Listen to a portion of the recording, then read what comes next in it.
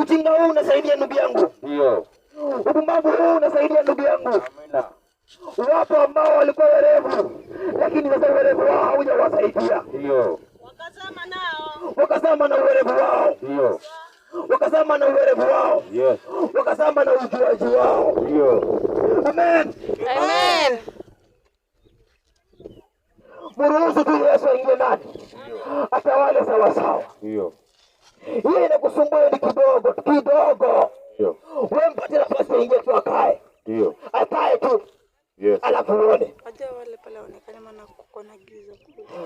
Sikupanga hiyo. Nishike maiki bwana tuimbe. Shika maiki. Katubadilishe leo tuko hapa. Ndio. Paulo anasemaje? Umekuwa mtu akiwa ndani ya Kristo. Ya kale yote yamepita. Yamekuwa mapya. Sasa yamekuwa mapya. Ndio. Kweli kabisa, yote ya kale tumeyatenda. Ndio. Na yalikuwa mabaya na machukizo mbele zake. Yes. Lakini alipoingia Bwana wetu Yesu ndani ya roho zetu, akakaa ndani ya roho zetu, ya kale yakaanza kuondoka.